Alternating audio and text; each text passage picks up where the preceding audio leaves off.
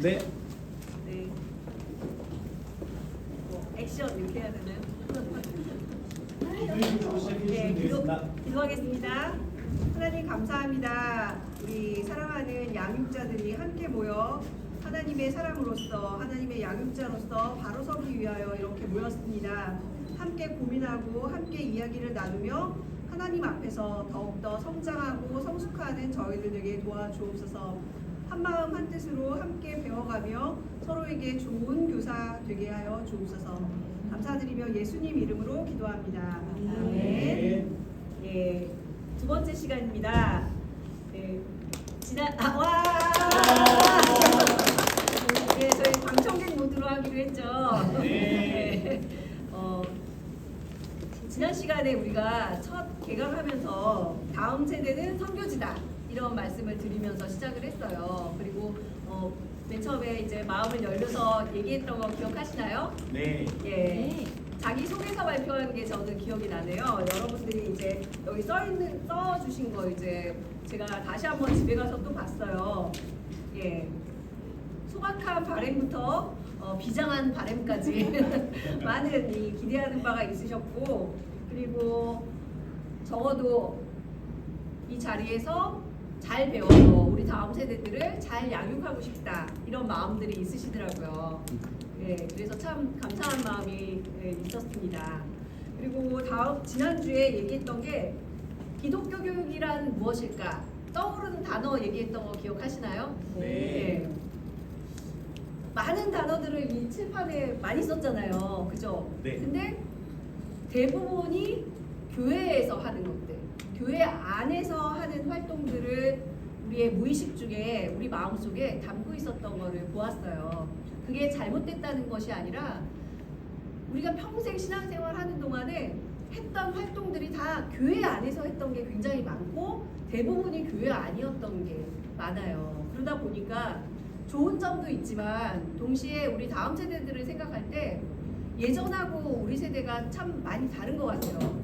저희 자랄 때만 해도 교회에서 자라는 교숙자 교숙자들이 굉장히 많았거든요. 널브러져 있고 놀고 즐겁게 생활하고 교회의 곳곳, 어른들은 못 가본 교회 첨탑이라든가 옥상, 뭐 다락방 막 이런 데 막 휘저 다니면서 아이들이 정말 그 당시에 행복하게 교회에서 생활했던 기억이 나거든요. 근데 요즘 아이들은 어떤가 생각해보면 교회를 너무 정거장처럼 생각한다. 또는 주유소처럼 생각한다. 용건 끝나면 절대 거기 안 있잖아요. 주유소도. 그것처럼 그냥 용건 끝나면 가버리는 곳으로 자꾸 생각하는, 그냥 잠깐 들르는 곳, 일주일에 1시간 잠깐 들려서 엄마의 성화에 못 이겨 나오는 이런 경우도 굉장히 많이 있다는 거죠. 그러다 보니까 기독교 교육하면 떠오르는 이 단어들이 대부분 교회 안에 갇혀있는 경우가 너무 많다. 그러나 우리가 생각하는 것보다 기독교 교육이라는 말은 굉장히 넓은 의미다. 그래서 우리가 이 프로그램 자체를 양육훈련학교라고 하지 교사대학이라고 하지 않잖아요. 그 이유는 우리가 교사 훈련시키는 시간으로만 이 시간을 활용하는 것이 아니라 그러네요. 이게 없었네요. 모든 기독교인으로서 모든 성인들이 하나님 앞에서 양육자로서 바로 서야 한다. 그런 의미에서 우리가 여기 이 자리에 와 있는 거죠. 그래서 우리가 이 시간 얘기를 하면서 기독교 교육은 우리가 생각하는 것보다 훨씬 넓은 개념이다. 장이라고 그러죠. 어디서 펼쳐지느냐 할 때 그 장이 교회만이 아니라 가정, 학교, 이 사회 전체, 심지어 이제 저희가 4번째 강의 시간에 얘기 나누겠지만 미디어 세상도 다 이 기독교 교육의 장이 되는 거죠. 그래서 하나님의 이 온 세상을 하나님이 만드셨는데 우리는 자꾸만 좁은 개념 속에서 기독교 교육을 생각하면 안 된다라는 개념을 깨는, 고정관념을 깨는 시간을 가졌고요. 또 한 가지는 그래서 기독교 교육이 뭐냐 할 때 기독교를 가르치는 교육은 굉장히 한정적이다. 좁은 개념이다. 기독교가 목적격이 되면 굉장히 기독교를 가르치는 거, 성경을 가르치는 거, 이것이 되면 굉장히 좁은 개념이고, 동시에 기독교의 교육은 기독교가 주체가 되어서 실시하는 모든 교육, 그래서 기독교 학교 교육도 있을 수 있고요. 그죠? 기독교 가정에서도 할 수 있고 이렇게 좀 넓어지고 기독교적 교육이랑 하면은 기독교적 관점에서 하는 교육이니까 모든 게 다 교육이 되는 거죠. 신앙 교육인 거죠. 제가 지난 시간에도 말씀드린 것처럼 모든 진리는 하나님의 진리이고 모든 가장 선한 것은 하나님의 것이기 때문에 우리가 모든 것을 통해서 하나님을 가르칠 수 있다. 하나님을 알려줄 수 있다. 하나님을 체험할 수 있다. 라는 얘기를 했습니다. 그게 지난 시간의 얘기고요. 그 다음에 숙제 있었잖아요. 그죠? 네. 저는 단연코 우리 분홍 목사님보다 훨씬 쉬운 숙제를 내드립니다. 우리 분홍 목사님 훈련학교 해보신 분들은 아시겠지만 숙제가 살짝 어려워요. 그러나 제 숙제는 어렵지 않습니다. 그래서 다들 해보셨으리라 생각하는데요. 내 인생의 선생님, 지금까지 만났던 수많은 선생님 중에서 내 인생에 가장 기억에 남는 좋은 선생님 한 분을 뽑아보고 그분의 특징을 한 단어로 표현해 보세요 라고 했습니다. 제가 좀 일어나서 적겠습니다. 네네. 영상에 잘릴까 안 잘려. 네, 감사합니다. 네, 그래서 내 인생의 선생님, 그분의 특징 이렇게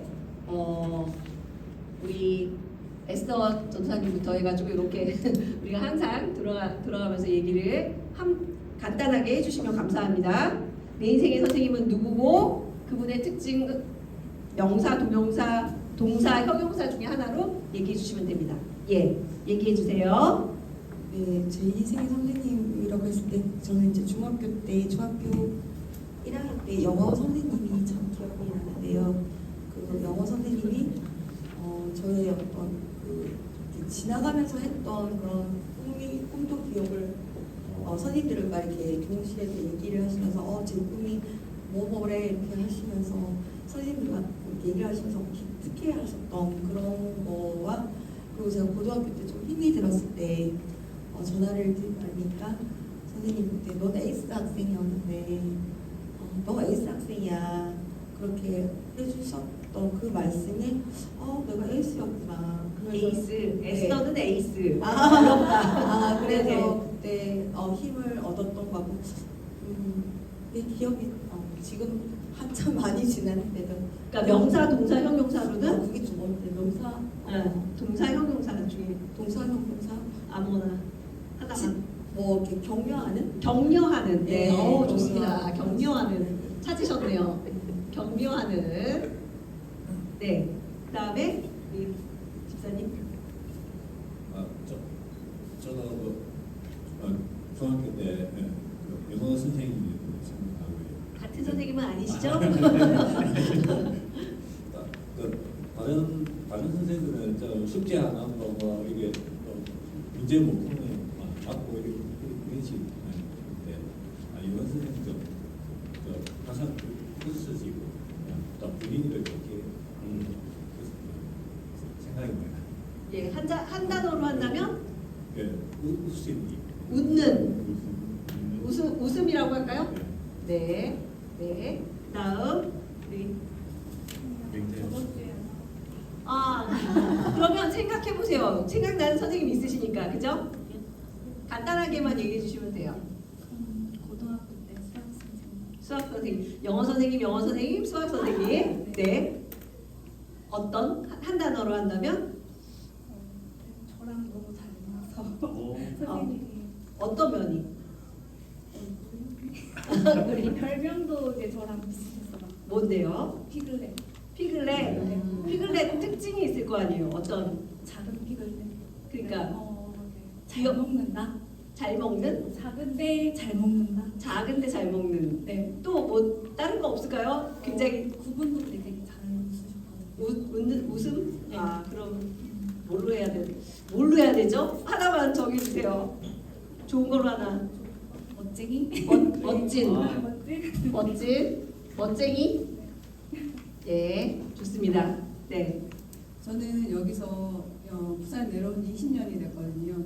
제가 그 한교에 다녔을 때 그분은 정말 제가 처음부터 20년을 지나는 시간까지 쭉 지켜봐 왔는데 한결같은 분이셨어요. 그리고는 교회 공동체 안에서 어떤 일이든 발벗고서 오시는 우리 정말 요즘에 목사님이 설교하시는 그 담임 목사님 설교하는 제목 그대로예요. 즐거워하는 자들과 함께 즐거워하고 우는 자들과 함께 우는 그런 분이거든요.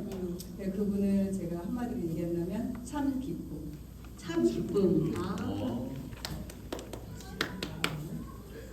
어느 집사님, 권사님. 아, 네. 예, 그럴 수 있죠. 예. 아, 원래 박수 쳐드렸어야 되는데 죄송합니다. 멋지다. 네, 예. 그다음에 우리 저는 저희 이모거든요. 근데 이제 권사님이신데 저는 그분을 단어로 조명. 조명. 그 후레쉬 있잖아요. 예, 그러니까 조명. 그분이 기도라든지 마음속에 어떤 기쁨이라든지 감사의 많은 것들을 가지고 있는데 그거를 저한테 항상 이제 커가면서 너는 왜 이게 없냐라고 하지 않고 그냥 그 어두운 곳에서 이렇게 밝혀주는 제 말 앞에 그래서 항상 그걸 보면서 아 나에게도 뭔가 생기면 나도 아무런 말 없이 이렇게 비춰주는 사람이 되어야 되겠구나라고 생각했습니다. 무대를 서시는 분이라 정말 단어도 아주 연관이 돼 있네요. 조명. 아, 예. 그다음에 우리 저는 원로 목사님이신 양기수 목사님. 네. 한마디로 말하면 젠틀맨. 젠틀맨. 네. 아, 젠틀맨. 그쵸. 네. 젠틀맨. 제가 읽겠습니다. 너는 내게 부르짖으라. 내가 내게 응답하겠고 내가 알지 못하는 크고 은밀한 자 이를 내게 은밀한 보이리라. 이를 내게 보이리라. 그 구절과 나의 발을 사슴과 같게 하사 나를 높은 곳으로 다니게 하소서. 구절을 사모하셨으며 죽은 자를 살리셨으면 하는 소망도 계셨고 또 방언 기도를 사모하셨으며 또 기도의 맛을 알게 해주셨다. 네. 젠틀맨. 일단 하나로 네. 하나로 쭉 그다음에 젠틀맨 네. 합시다. 네. 와. 행복하시겠다 우리 양 목사님요. 네. 아, 저는 제가 중학교 때 저를 담당해 주신 김동현 전도사님이 생각납니다. 그분은 늘 손편지를 써주셨어요. 그래서 집에 엽서 감상으로 때마다 도착해 있었는데 이렇게 가까이 지내진 않았지만 그 편지가 그냥 감동으로 남았던 것 같아요. 그래서 늘 기억에 남는 선생님 하면 그분이 가장 먼저 떠오릅니다. 그래서 그분의 특징은 손편지인데 손편지. 네, 손편지 네. 사랑이 나는 그렇게 하겠습니다. 와. 예. 네, 저는 보기보다 굉장히 발표력이 좀 부족하다고 했었어요. 의기소침하고. 그러다 중3 때 김희민 선생님이라고 우리 담임 선생님이셨는데 제가 그때 그 선생님의 저에게 따뜻했던 그 마음들 그리고 용기를 쏟아주었던 그것 때문에 그때 제가 엄청 공부를 열심히 했고 공부를 잘했었어요. 그래서 그 이후로 아마 내가 이렇게 집이 뭐 가세가 기우니까 저도 이렇게 다운됐었는데 그때 그 당시 선생님 때문에 열심히 공부했던 그런 기억이 납니다. 그리고 또 많은 좋은 선생님이 계셨는데 다 기억은 안 나지만 저는 따뜻함. 따뜻함. 아, 네. 야.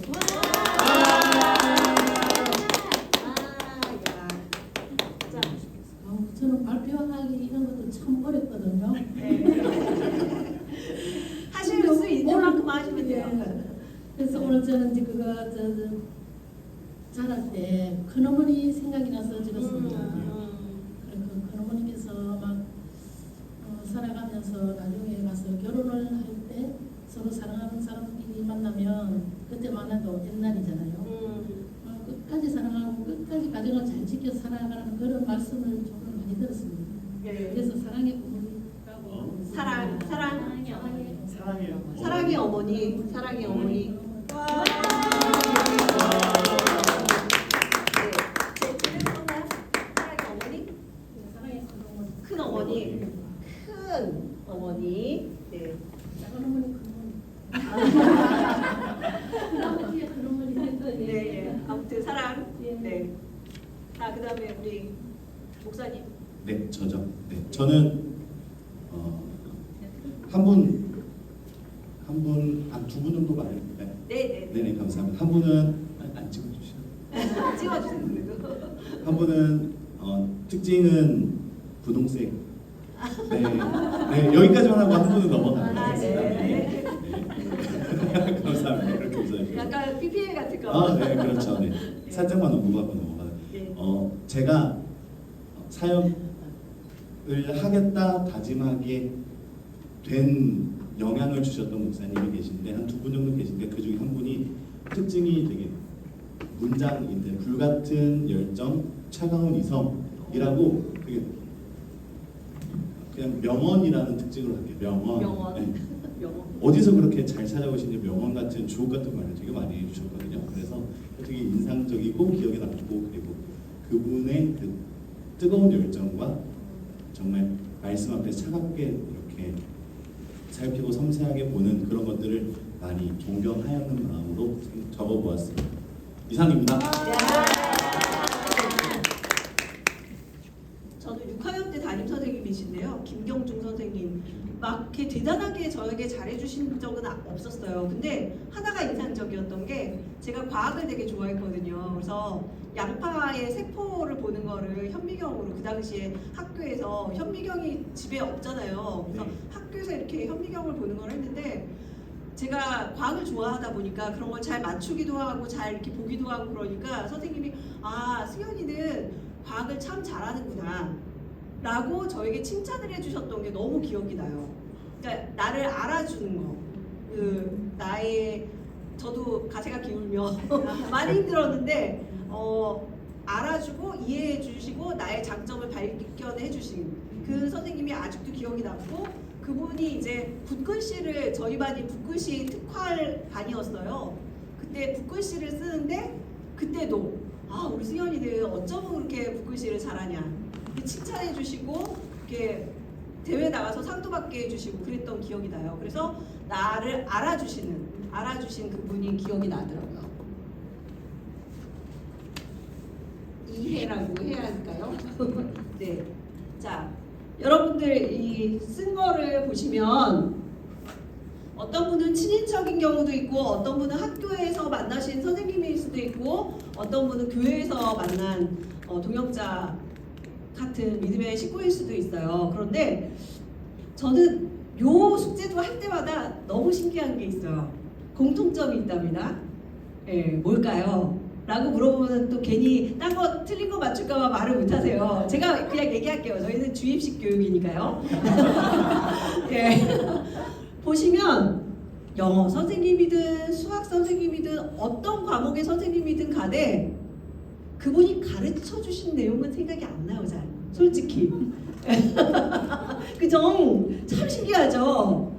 가르쳐 주신 내용보다는 그분의 태도, 그분의 제스처, 그분의 행동, 그분이 나에게 어떻게 대해 주셨는가 하는 게 기억이 나요.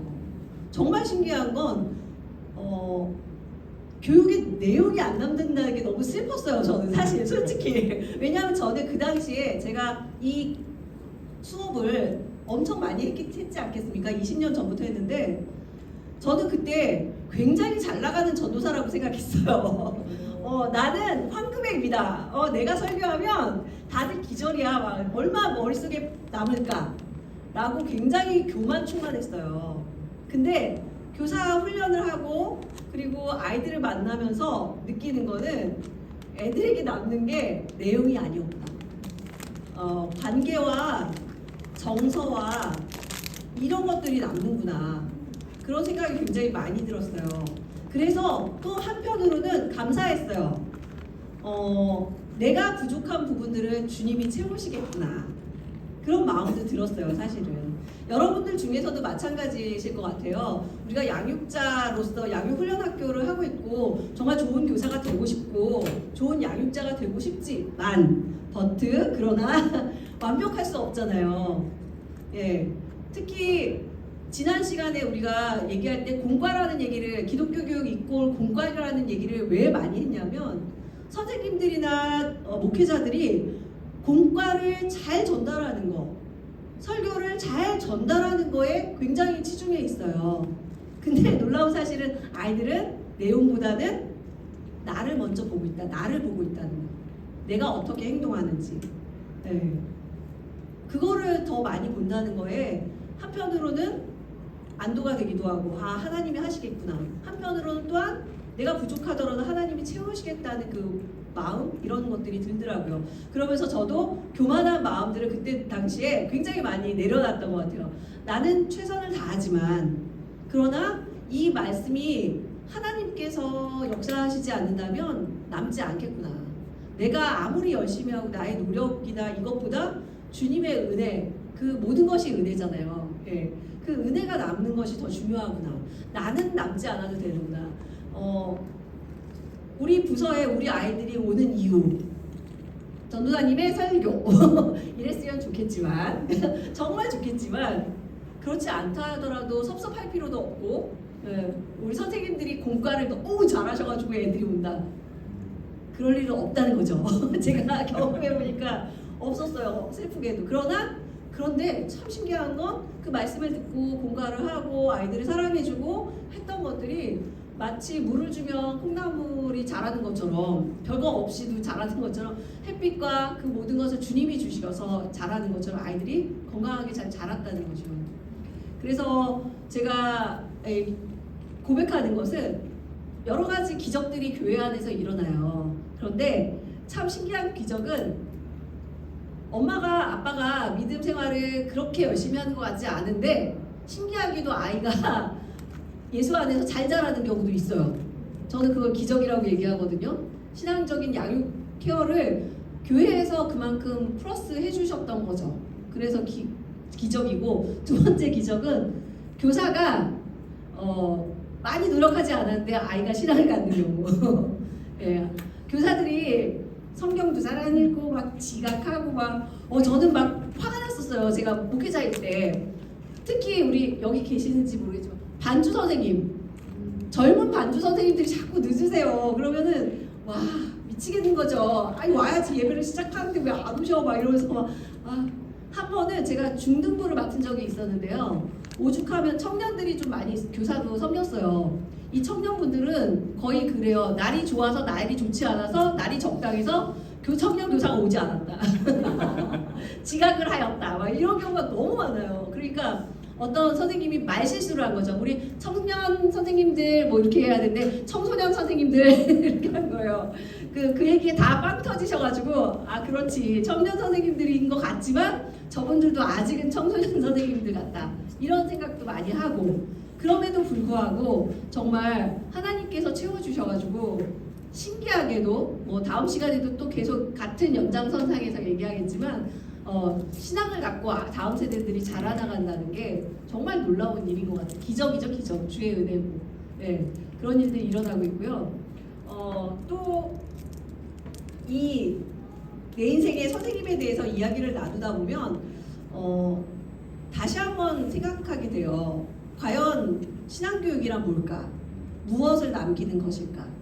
네, 무엇을 남기는 것이 신앙교육일까 하는 생각이 듭니다. 네, 그래서 자연스럽게 이전 시간 되돌아보기는 아까 살짝 했어요. 기독교를 가르치는 교육, 기독교의 교육, 기독교적 교육에 대해서 아까 말씀드렸고 기독교 교육이 일반 교육과 차이가 있다. 사실 내 인생의 선생님, 영어 선생님인데 영어 잘 안 가르치셨으면 잘 못한 거잖아요. 사실은. 근데 남았잖아요. 그거는 일반 교육이었으면 그냥 영어를 잘해야지, 수학을 잘해야지, 국어를 잘해야지만 그게 아니라는 거죠. 신앙교육은. 삶의 변화, 하나님을 만나는 것, 하나님과 동행하는 것, 하나님 안에서 성숙하는 것까지 같이 가는 게 굉장히 중요하기 때문에 그래서 일반 교육과 다르고 교회학교, 교회교육, 교육 목회적 차원에서 전부 다 기독교 교육적 차원에서 우리의 신앙 활동을 다 돌아볼 필요가 있다. 식당에서 밥 먹는 것까지도 다 굉장히 교육적인 효과가 있는 거죠. 유치부는 옆에 방에서 아이들이 엄마와 함께 밥을 먹고 어린이부와 청소년부는 그 부서에서 아이들끼리 선생님과 함께 밥을 먹고 세팅을 해주고 이러는 것 자체부터가 성민교회는 다음 세대를 배려하고 있다라는 걸 보여주는 거잖아요. 그래서 밥 먹는 것도 예배당에 들어와서 뛰어노는 것도 모든 게 다 교육의 일환이라는 걸 알 수 있고요. 그리고 선교도 마찬가지고 여러 가지 모든 활동들이 봉사도 그렇고 예배도 그렇고 그 다음에 네 번째가 선교지가 된 다음 세대를 위하여 기성세대들이 신앙의 각성을 해야 한다라는 얘기를 드렸죠. 기독교 역사, 서구의 역사 그리고 우리나라의 역사 다 돌아봐도 역사는 돌고 돈다고 얘기하잖아요. 아주 유명한 말이죠. 역사학자가 한 말인데 역사는 다시 되돌아오고 그 역사를 되돌아볼 때 우리의 미래도 볼 수가 있는데 신앙교육을 생각할 때 기독교 교육의 역사를 보면 기독교가 힘들어지고 어려움에 빠지는 경우는 박해가 심할 때가 아니었어요. 내부적인 이 부패가 가장 큰 위협이었어요. 우리의 기독교 역사에서 제일 큰 위협이라고 볼 수 있는 거는 종교개혁 직전에 있었던 뭐죠? 면죄부 사건 사실은 그거잖아요. 어떻게 죄를 돈으로 속량할 수 있느냐 하는 거잖아요. 그런 것들이 내부적인 부패 속에서 성전 짓고 부패들을 계속 이어가기 위한 도구가 될 때 문제가 심각해졌어요. 그래서 제일 중요한 건 우리 내부적인 부패, 내부적인 문제 이런 것들을 잡아야 하는데 그 중에 하나가 이제 기성세대가 각성해야 된다는 거. 코로나로 인해서 예배가 이렇게 중요하지 않게 이순위가 되기도 하고 밀려나기도 하는 이런 세태 속에서 예배는 그냥 뭐 집에서 잠옷 입고 드려도 되는 거 아니야? 팝콘 먹으면서 영화 보듯이 이런 경우도 굉장히 많아졌고 이런 분위기 속에서 다시 한번 예배를 살리기 위해서 애를 쓰는 거를 누가 해야 되나? 기성세대들이 하지 않으면 다음 세대들은 따라가기가 힘들다. 그래서 우리 다음 세대들을 위해서 우리가 정신을 바짝 차려야 한다. 그런 얘기들을 했습니다. 오늘은 이어서 교육의 목적에 대해서 얘기를 하려고 해요. 교육의 목적. 오늘 교육의 목적에 대해서 얘기를 하려고 했는데 우리 분홍 목사님 오늘 난예배 설교가 저랑 굉장히 제가 예화로 들고 싶은 그런 내용이었어요. 우리가 만약에 천국에 간다면 내가 좋아하는 사람만 있을까요? 굉장히 다양한 사람들이 있을까요? 내가 아는 사람만 있을까요? 모르는 사람도 있을까요? 예. 저는 한번 그 전에도 말씀드렸는지 모르겠는데 그 베네치아의 아주 유명한 미술가인 틴토레토라는 분이 그린 파라다이스라는 그림을 보고 그게 전 세계에서 가장 큰 유화 그림이라고 하더라고요. 길이가 21m인가 23m인가 하여튼 가로가 그렇게 긴 그림이에요. 근데 그 그림 앞에서 굉장히 많은 생각을 했어요. 내가 미워하는 사람이 가까이 있는 사람이 미워하는 사람이지 멀리 있는 사람이 미워하는 사람은 별로 없잖아요. 근데 그 사람도 천국에 있겠구나. 그러면 내가 지금 여기서도 그 사람을 천국에서 만났을 때 힘들지 않으려면 지금부터 사랑하며 살아야겠구나. 막 이런 생각을 했거든요. 그러니까 이 천국에 대한 생각을 할 때 우리는 하나님 나라에 대한 생각을 할 때 우리의 인생을 다시 돌아보게 되는 것 같아요. 어떤 것을 목적으로 살 것인가? 무엇을 목적으로 살 것인가? 교육의 목적이라고 할 때 목적이 있어야 되잖아요. 우리가 사는 목적, 신앙교육하는 목적, 이 목적이 굉장히 중요한데 제가 예전에 한때 문학소년이었습니다. 안 그렇게 보이시지만 문학소년이었는데 러시아의 그 굉장히 유명한 소설가가 쓴 책이었어요. 단편이었는데 외투에 대한 책이었어요. 어떤 사람이 러시아니까 굉장히 춥잖아요. 겨울에 상상할 수 없게 춥거든요. 러시아는 뭐 영하 40도 막 이러니까 그런 추위 속에서 외투 하나를 사는 게 꿈이었어요. 그분에게는. 그래서 정말 아끼고 해가지고 외투를 하나 샀어요. 근사한 외투를 하나 샀어요. 그래서 이제 겨울을 행복하게 나겠구나. 이 외투 하나로 이제 나는 행복하겠구나 라고 생각하고 이제 길을 가는데 강도를 만난 거예요. 그래서 외투를 뺏겼어요. 그리고서는 이 사람이 얼마나 절망을 했는지 그랬다라는 이 소설을 읽고 저는 되게 속으로 비웃었어요. 그깟 외투가 뭐라고. 그 외투 때문에 행복했다가 그 외투를 뺏기고 절망하는 저 사람을 보고 정말 단세포다 막 이러면서 비난했거든요. 어린 마음에 너무 어릴 때 읽었으니까. 근데 한 해 가면서 제가 그 외투 하나 가지고 일희일비하는 인생을 살고 있구나, 그런 생각이 참 많이 들 때가 많아요. 저희 목사님 성함이 홍융희시잖아요. 자꾸 우리 목사님 팔아서 죄송한데 목사님 안 들으시겠죠? 우리 목사님 별명이 뭔지 아세요? 홍일비예요.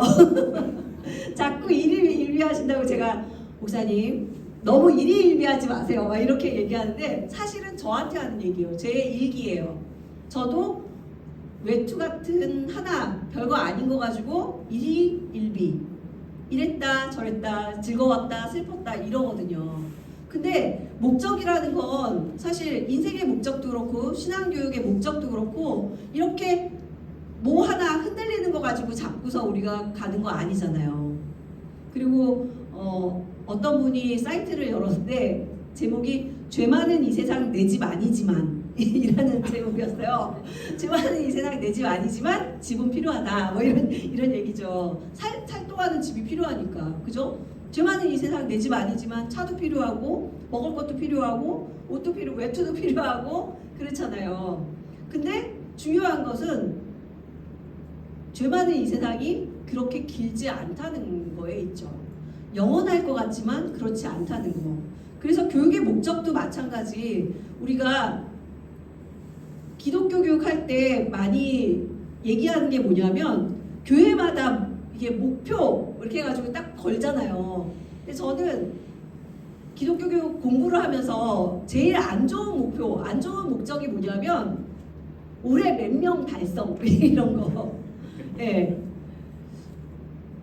달성해 본 적이 없는 것 같아요. 그렇지 않나요? 예, 저만 그런가요? 예. 100명 달성 그러면은 꼭 그 근처까지 갔다. 물론 그걸 위해서 노력하겠죠. 그게 나쁘다는 건 아니에요. 그런데 우리가 자꾸 수치나 이런 사회적인 거, 세상적인 거, 예, 그런 거에 동화돼서 그런 계획을 세우고 있지는 않나 돌아보라는 거죠. 그래서 닐 포스트만이라는 굉장히 유명한 학자, 사회학자도 되고 교육학자도 되고 미디어학자도 되는 이 닐 포스트만이 1990년대에 쓴 책이 있어요. 그게 뭐냐면 교육의 종말이라는 책이었어요. 교육의 종말. 교육의 종말. 무서운 얘기죠. 근데 교육의 종말이 영어로 The End of Education. 발음이 굉장히 정확하죠? The End of Education.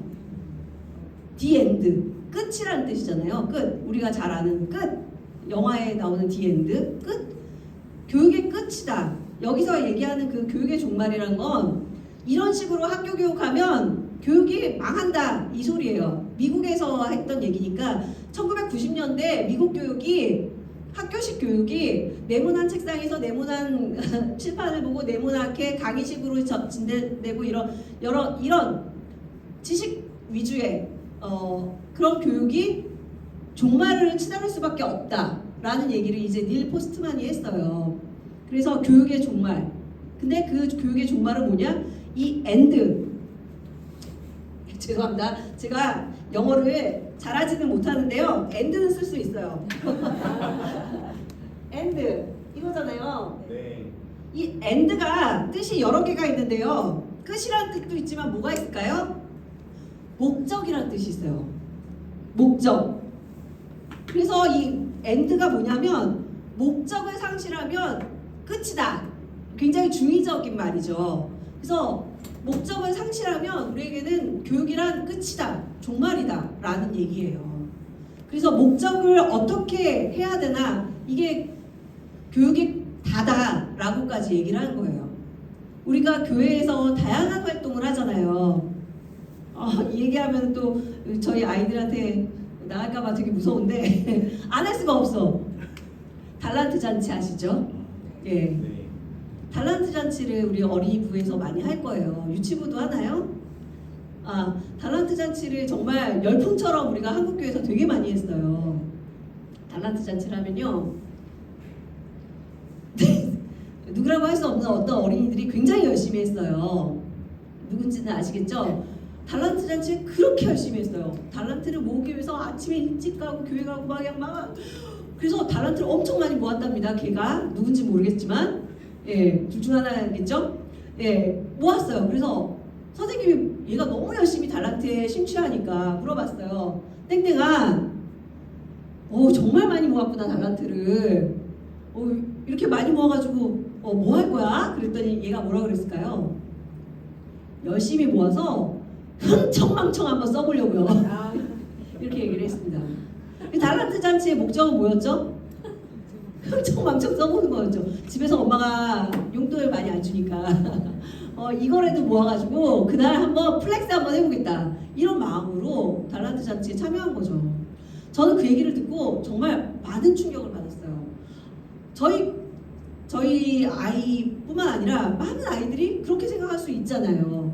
그래서 그때 이후로 달란트 잔치의 목적을 많이 바꿨어요. 예를 들면 달란트 잔치라는 게 이제 열심히 모아서 쓰는 활동이잖아요. 그걸 하면서 기독교적인 경제교육을 했어요. 기독교적인 경제교육. 그래서 돈은 모으고 모았으면 써야 되고, 쓴 거를 또 어떻게 해야 되죠? 벌고 모으고 쓰고, 네 번째가 뭐가 있을까요? 나누고. 그렇죠. 나누는 것까지. 근데 사회에서 이렇게 네 가지를 가르쳐요. 경제교육 할 때. 벌고 모으고 쓰고 나누고. 왜? 라고 얘기하면 그 가치관의 교육이 굉장히 약해요. 왜? 당연히 그래야 되는 거 아니야? 뭐 아니면 고상하게 살려면 이렇게 해야 되는 거 아니야? 이렇게 하지만 나누는 것까지 가려면 하나님이 주신 것이기 때문에 그렇다는 굉장히 중요한 신앙적 가치가 들어가지 않으면 그게 굉장히 힘들어요. 그래서 경제교육을 할 때, 그래서 경제교육으로 바꿔서 어떻게 했냐면 달란트 잔치를 할 때 한쪽에 통이 두 개가 있어요. 한쪽은 달란트를 기부하고 한쪽은 달란트로 산 거를 기부하는 거예요. 그래서 아이들이 달란트가 적은 아이들은 달란트를 기부해서 받아가고, 이 달란트로 산 거는 모아서 시설 아동, 돕는 시설 아동이 시설이 있었거든요. 그 시설 아동들에게 성탄절에 선물로 보내고 이렇게 했어요. 그래서 서로에게 도움이 되는. 그리고 이 두 기부한 아이들은 명단을 어른들 게시판에다 붙였어요. 어린이부에서 이 어린이들이 이렇게 기부를 했습니다 하고 칭찬해 주세요 하고, 그랬더니 어른들도 이것들이 그냥 놀고 먹기만 하는 건 아니구나 하고 이렇게 알아주시더라고요. 그래서 달란트 잔치도 어떻게 하느냐에 따라서 의미가 완전히 달라지는 거예요. 목적을 뭘로 두느냐. 우리가 열심히 애들이 참여했으니까 한번 잘 써보자 하는 애들이 아니라 경제적인 교육, 신앙 안에서 어떻게 경제교육을 할 것인가로 바뀐다면 완전 의미가 달라지는 거죠. 그래서 목적을 바람직하게 세울 때 끝도 좋아지는 거지, 목적이 잘못 설정되었는데 바로 갈 수가 없는 거예요. 신앙교육도 마찬가지. 우리가 한국교회의 교육이 신앙교육이 굉장히 힘들다, 위기다 얘기를 하는데 그 이유는 목적이 지금 흔들리고 있는 거예요. 뭘 목적으로 삼고 있는가. 저희가 이 양육훈련학교 일기를 할 때 그게 한 5년 넘었죠. 벌써. 그때도 조금 지났는데 저희가 서울에 있을 때 아주 유명했던 드라마가 있었어요. 꽤 오래됐네요. 스카이캐슬이라고 들어보셨죠? 그 소리가 안 나와. 이런 노래 나는 그거 We All Lie, 뭐 다들 거짓말 그러면서 서로 이렇게 입시를 위해서 스카이를 가기 위한 이 부모들의 암투, 거기서 막 선생님, 어머니 저를 전적으로 믿으셔야 합니다 막 이러면서 나왔잖아요. 스행님. 저는 그 스행님이라는 말을 못 알아들었어요. 왜 스행님이라고 그러지? 그랬더니 부산에 갔더니 다 스행님이래. 그래서 스행님이라고 그랬구나. 스행님. 그래서 여기구나. 원어 발음을 들었어요. 스행님, 선생님 입시 코디가 있고 대학을 가야 되고 의사 선생님이 돼야 되고, 이런 과정에서 한 엄마는 아이가 의대를 합격하고 나는 합격을 했으니까 내 길을 가겠다고 가니까 엄마가 자살하고 막 이런 무시무시한 극단적인 내용이었거든요. 그 얘기를 하면서 제가 그랬어요. 강남에는 지금도 엘리베이터를 타면 종이가 붙어 있대요. 뭐라고 써 있냐면 애들 시험 기간이니까 조용히 해주세요 라고 써 있어요. 근데 그게 언제부터 있냐면 한 달 전부터. 네. 그런 거 보신 적 있으십니까? 그 얘기 했더니 다들 부산에서 그런 세상이 있나? 거짓말 아니야? 막 이러면서 스카이캐슬도 거짓말이 아니고 강남에 한 달 전에 애들 시험 기간이니까 조용히 해주세요 붙어 있는 건 싫어하고, 저희 아는 목사님네 그 아파트에 그렇게 붙어 있었다고 그러더라고요. 강남에서 목회하시는 목사님이신데, 그래서 너무 황당했는데 그게 현실로 이루어지고 있는 상황이고, 그리고 아시다시피 입시 시험 때 영어 듣기 평가 때문에 비행기 안 뜨는 나라는 우리가 유일하고, 이런 모든 것들을 보면 한국은 모든 아이들이 20살까지만 사는 것 같이 모든 라이프 플랜을 짜는 게 아닌가. 인생을 길게 생각하고 사는 게 아니라 20살까지 딱 대학 가는 때까지만 애들을 막 채찍질을 하는 것 같은 이런 분위기. 물론 코로나를 지나면서 조금 달라지기도 하고 사회적인 사건들이 터지면서 입시보다 중요한 건 아이들의 정신건강이고 안전과 평화와 이런 거라고 얘기하지만, 그거 터질 때만 잠깐 그래 하고 생각했다가 다시 내려놓고 그래도 공부해야지, 학원 가야지, 돈을 뽑아야지, 학원비가 얼마인 줄 알아 이놈 새끼야? 뭐 이러면서 애들을 쥐잡듯이 잡는 이런 분위기. 저희 아이들은 학원 잘 안 갔어요. 코로나 기간이라. 건강이 최고라며. 효자죠. 근데 많은 경우에 정말 아이들을 그렇게 쥐잡듯이 잡는 경우. 그래서 교회 학교에 고3 되면은 교회를 안 나와도 된다는 국룰이 있는 그런 경우도 있어요. 말이 되냐 하는 거죠. 가장 힘들 때 가장 첫 번째 위기의 순간에 하나님은 어디 계신 건가요? 그 아이들에게. 엄마가 대신 기도할게. 저는 수능 기도회를 굉장히 싫어해요. 왜냐하면 지는 안 기도하고 부모님들만 기도해.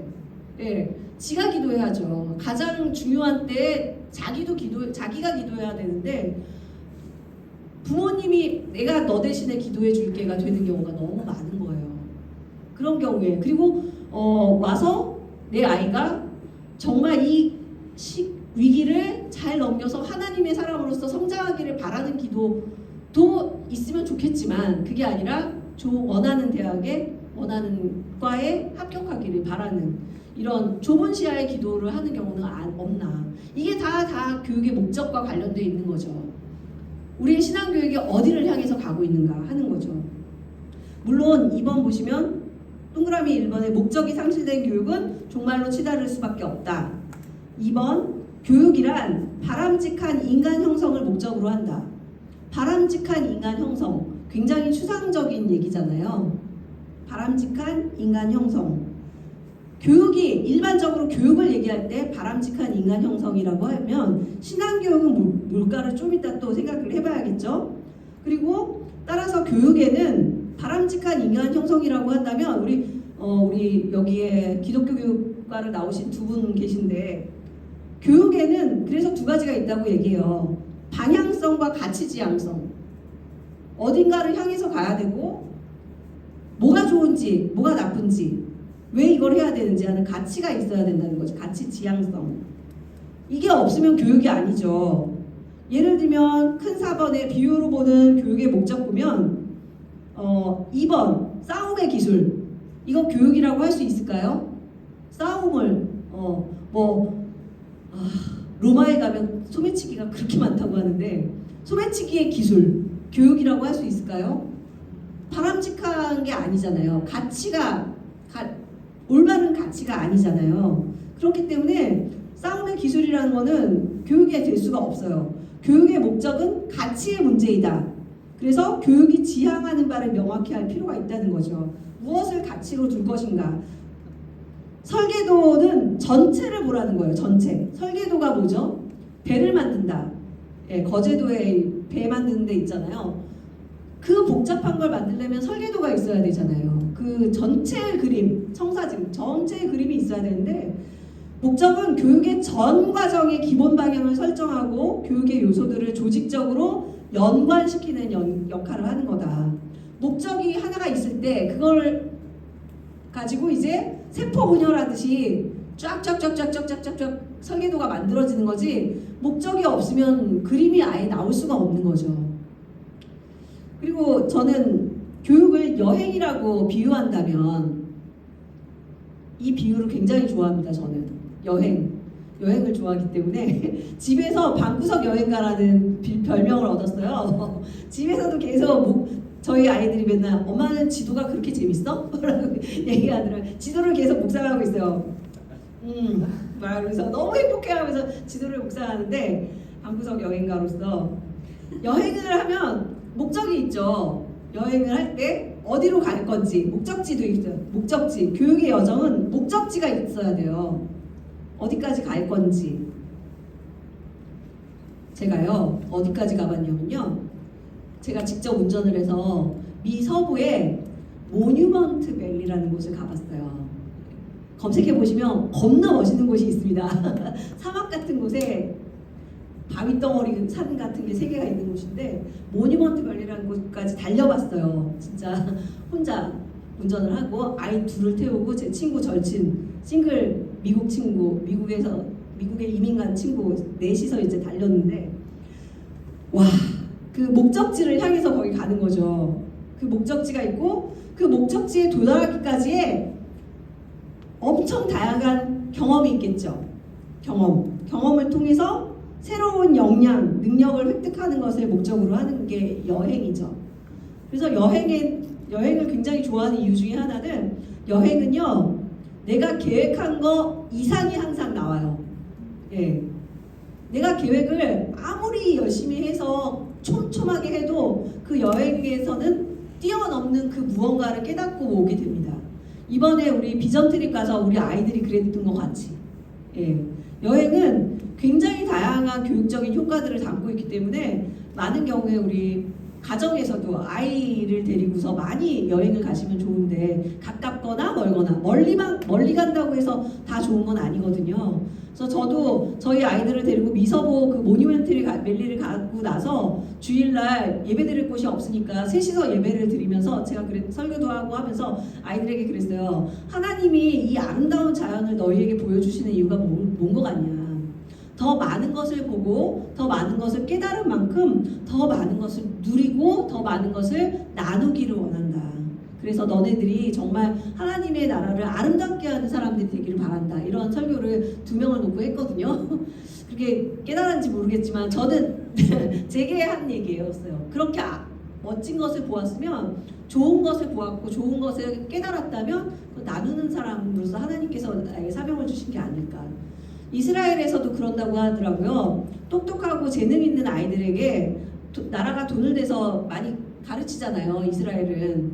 그러면서 항상 얘기하는 게 더 많은 책임이 있다는 거. 노블리스 오블리주처럼 더 많은 것을 갖고 더 많은 것을 누리는 만큼 더 많은 것을 하나님께서 너의 재능, 달란트를 사용하시기를 원한다 라는 얘기를 한다고 그러더라고요. 그래서 이 여행의 비유를 통해서 아이들이 전에 지난해 연초에 했던 거 기억하시죠? 시간적인 여행과 공간적인 여행을 하면서 아이들이 성장해 갈 수 있도록 하는 것이 교육의 목적이 될 수도 있죠. 그래서 기독교 교육의 목적을 어떤 사람은 이렇게 얘기할 수도 있고 언어는 다를 수 있어요. 그러나 그 언어를 어떻게 설정하느냐 하는 걸 우리가 좀 생각할 필요가 있습니다. 예를 들면 이렇게 할 수 있죠. 기독교 교육은 5번에 하나님 나라 백성 2글자로 뭘까요? 성민. 예, 하나님 나라 백성을 키우는 일, 또는 신약의 언어로 한다면 예수 그리스도의 제자 마데테스, 제자를 양육하는 것을 목적으로 하죠. 마데테스라는 말을 우리가 수요 기도회 때 배웠는데요. 뭘까요? 마음을 뺏긴 사람. 예. 너무 멋진 말이더라고요. 예수님께 마음을 뺏긴 사람. 예. 그래서 예수 그리스도의 제자, 하나님 나라의 백성을 키우는 게 우리의 사명이다. 기독교의 목적이다. 그리고 말씀을 가로로 한번 채워서 읽어볼까요? 이 정도는 채우실 수 있죠? 예, 한번 채워보겠습니다. 예, 시작. 여호와께서 모세에게 이르시되 너는 바로에게 가서 그에게 이르기를 여호와의 말씀에 내 백성을 보내라. 그들이 나를 섬길 것이니라. 출애굽기 8장 1절 말씀. 우리는 하나님을 섬기는 하나님의 백성을 키우는 것을 목적으로 합니다. 저는 목적을 얘기할 때 신앙 안에서 산다는 게 뭘까? 신앙 안에서 산다는 게 어떤 걸까? 라고 묻는다면 아주 유명한 파울로 프레일이라는 남미의 그 교육학자 있어요. 그분이 그런 말을 했어요. 신앙 안에 산다는 것은 신앙에 반대되는 행동을 하지 않는다는 것이다. 되게 멋있는 말이에요. 그죠? 내가 어떤 행동을 할 때 내가 이게 신앙적인 행동인가 아닌가를 판단하는 것은 이게 신앙적이구나 라는 것보다는 아 이게 신앙에 반대되는 건가? 라고 판단하는 게 더 빠르죠. 사실은. 그죠? 돈이 최고다. 외투가 최고다. 라는 건 신앙이 반신앙적인 거잖아요. 신앙에 반대되는 행동을 하지 않는 거, 거기에 참여하지 않는 것이 신앙적인 행동이라는 거죠. 그래서 우리가 신앙 안에 살도록 아이들을 키우는 것은 신앙적이지 않은 행동에 대해서 분별할 수 있도록 그거를 키우는 것이 되는 것이고, 말씀을 알고 그 말씀에 반대되지 않는 행동을 하며 살 수 있도록 돕는 것, 이런 것들이 이제 교육의 목적이 되어야 된다는 거죠. 신앙교육에. 그래서 여기서도 마찬가지. 여호와께서 모세에게 이르시되 너는 바로에게 가서 그에게 이르기를 여호와의 말씀에 내 백성을 보내라.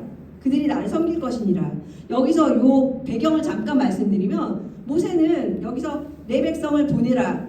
그들이 나를 섬길 것이니라 라고 얘기하는 것은 애굽을 떠나서 어딘가에서 예배하겠다는, 섬긴다는 게 서브, 예배거든요.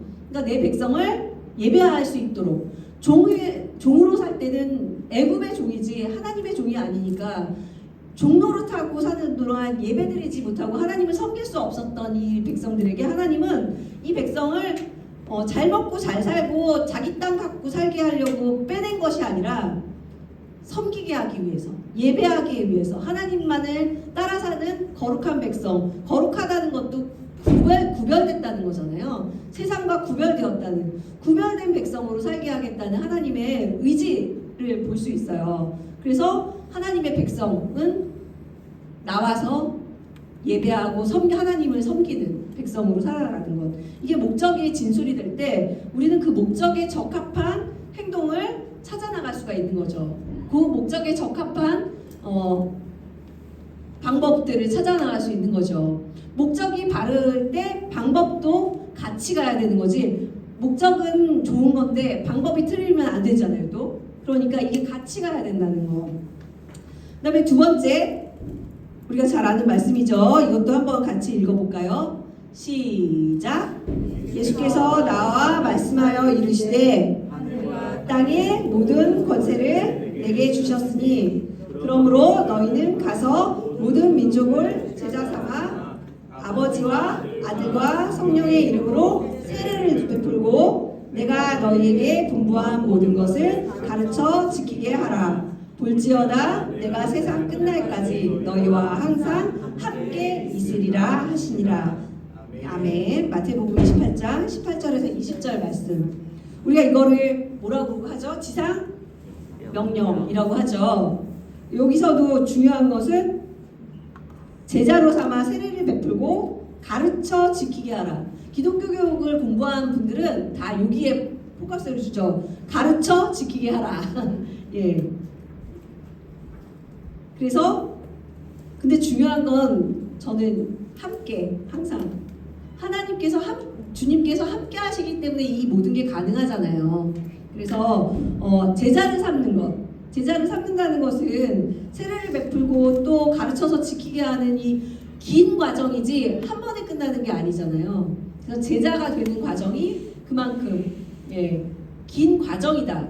그래서 커리큘럼이라고 할 때 그 교육 과정이라는 얘기도 나오는데 그게 1년의 과정이지 한순간에 끝나는 것이 아니라는 거죠. 그래서 기독교 교육의 목적을 하나님의 백성, 예수 그리스도의 제자를 만드는 것이다, 삼는 것이다 라고 얘기할 때 우리가 어떠한 가치를 가지고 갈 것인가 하는 것을 더 강조할 수 있죠. 그래서 이제는 우리 유치부가 50명이 올해 목표입니다. 이게 아니라 우리 아이들이 예수님의 제자, 꼬마 제자 되어서 예수님을 기뻐하고 즐거워하고 하는 것이라고 할 수 있는 거죠.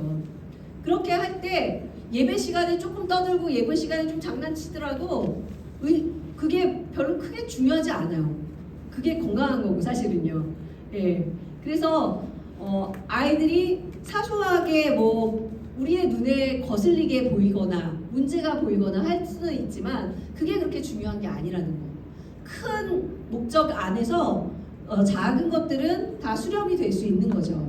그래서 이 목적을 바로 할 때 바르게 갈 수 있다. The end of education. 네, 그걸 기억하시면 좋겠습니다.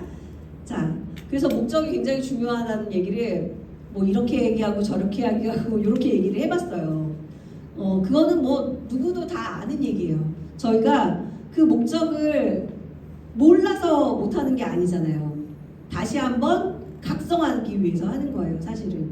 그래서 자각하고 각성하는 게 굉장히 중요하더라고요. 저희 목사님하고 저하고 맨날 그런 얘기해요. 변질되면 안 된다. 정신 차리자. 그리고 만약에 변질되면 서로 뺨을 때려주자. 막 이런 얘기인데 많이 맞아서 많이 때리고 이럴 수도 있는데요. 그러니까 그만큼 각성하는 게 중요하다는 거예요. 우리가 몰라서 못하는 거는 별로 없어요. 각성하는 게 중요하다. 그래서 오늘 이 시간 우리가 정말 그게 중요하구나. 사람이 넘치기보단 사랑이 넘치는 교회가 더 중요하구나. 세상이 주목하는 것보다 주님이 주목하는 게 더 중요하구나. 이것을 계속 각성하는 게 되게 중요한 것 같아요. 우리가 서로 옆에 사람 뺨을 때릴 수는 없지만 옆에 사람들에게 중요한 증인이 되어주는 것.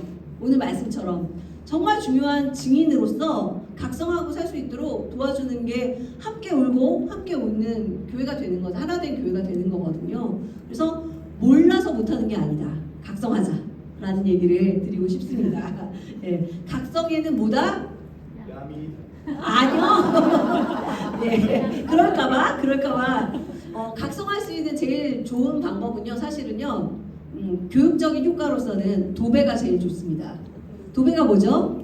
예전에 아주 유명했던 말인데, 인터넷상에서 막 자기 글로 막 이렇게 다 쓰고 막 이러는 걸 도배라고 했잖아요. 원래 언어는. 근데 도배가 뭐냐면 내 삶에 계속 발라놓는 거예요. 기억이 나야 되니까. 그래서 준비한 게 있습니다.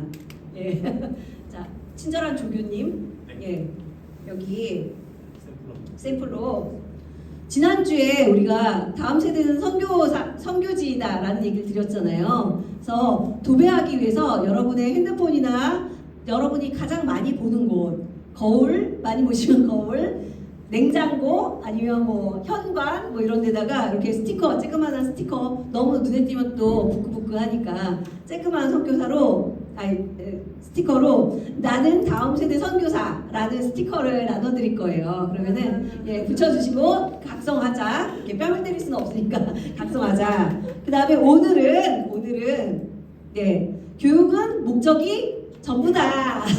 목적이 전부다. 이거를 두 개를 하나씩 아니다. 지금 둘레였어요. 10분이시니까 가져가고 싶으신 대로 가져가면 큰일 나고요. 한 2개씩 가져가시면 될 것 같은데요. 다음 시간에도 청년 교사들도 나눠드려야 되니까 자기가 붙이고 싶은 데에다가 2개씩 붙여주시면 좋을 것 같습니다. 그래서 돌아가면서 2개씩 띄어가시면 될 것 같고요. 주시면 아니 시간 제가 숙제 얘기해야 되니까 걱정 마시고 붙여주시면 좋겠습니다. 하나 이상 2개 미만으로. 하나 이상 2개 미만 2개까지. 뭐 정 가져가고 싶으시면 가져가셔도 상관없습니다. 이성 목사님이 또 복사하시면 되니까요. 제가 안 하니까요. 자, 그 다음에 과제 얘기를 잠깐 드릴 텐데요. 아유, 우리 오늘 또 새 가족이 오셨네요. 우리 최승용 목사님 오셔서 너무 원래 피부도 좋으신데 정말 태양처럼 해같이 빛나시는 우리 최승용 목사님 오셔서 감사하고요. 예. 그다음에 과제는요. 다음 시간에는 누가 학생이고 누가 교사인가에 대한 얘기를 나눌 거거든요.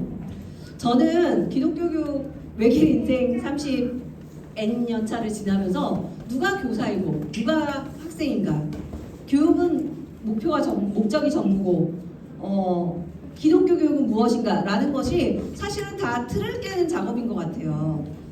다음 시간에 아주 틀을 깨는 작업이 또 될 것 같습니다.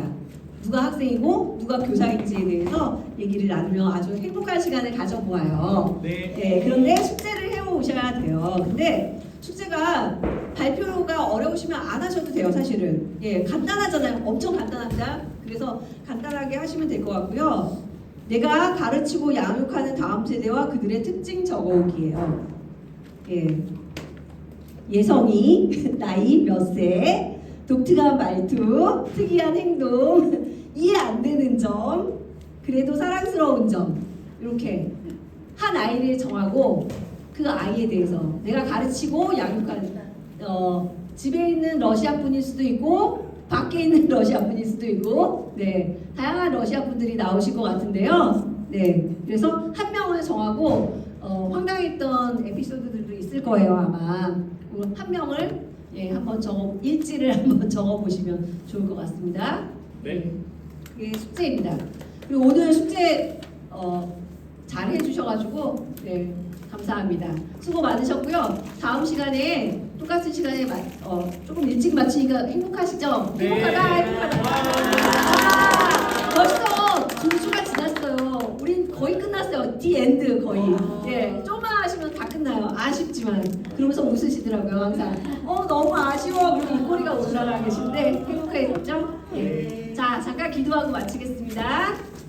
하나님 감사합니다. 사랑하는 우리 양육자들 함께 해주셔서 누군가를 가르치기 이전에 우리가 다시 한번 말씀 앞에 서고 하나님의 말씀 앞에서 더욱 좋은 사람이 되기를 원합니다.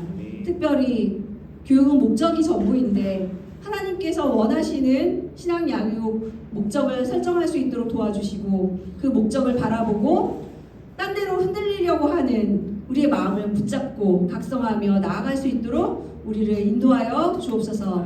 우리와 늘 함께 해주시는 가장 좋은 선생님 예수님 이름으로 기도합니다. 아멘. 감사합니다. 수고하셨습니다. 저희 단체 사진 네. 찍겠습니다.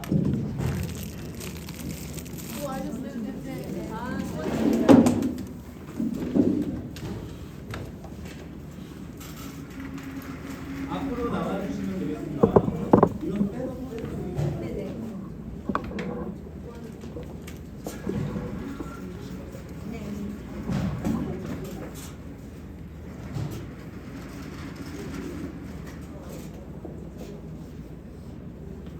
앞으로 나와주시고 제가 원격으로 찍겠습니다. 네, 원격으로 찍겠습니다. 쓰나요? 이번엔 설까요? 인원이 적으니까 한번. 네, 서서 찍어도 될 것 같습니다. 사이동적. 자, 여러분 사이동적. 엄청